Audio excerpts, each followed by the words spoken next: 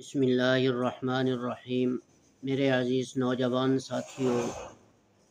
السنن الکبریٰ حدیث کی ایک مشہور و معروف کتاب ہے۔ اس کتاب میں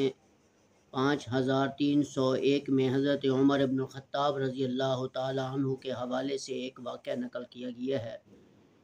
کہ ایک مرتبہ حضرت عمر بن الخطاب رضی اللہ تعالی عنہ نے ایک شخص سے فرمایا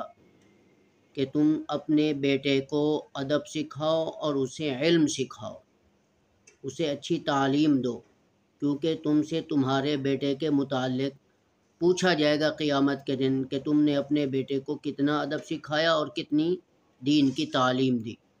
اور قیامت کے دن تمہارے بیٹے سے تمہاری اطاعت اور تمہارے حسن سلوک کے بارے میں پوچھا جائے گا کہ تم نے اپنی اولاد کے ساتھ کیا اچھا برتاؤ کیا۔ تو میرے بھائیوں، اس حدیث کو سن کر ہم سب کو یہ چاہیے کہ ہم اپنے بیٹوں کو، اپنی اولاد کو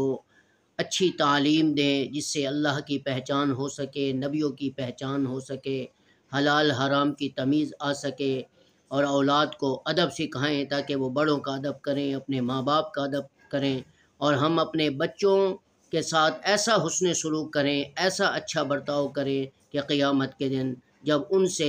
ماں باپ کے بارے میں پوچھا جائے تو وہ بیٹے اپنے ماں باپ کے سامنے اپنے ماں باپ کی تعریف کر سکیں۔ اللہ ہم سب کو ان باتوں کو سمجھ کر اس پر عمل کرنے کی توفیق عطا فرمائے۔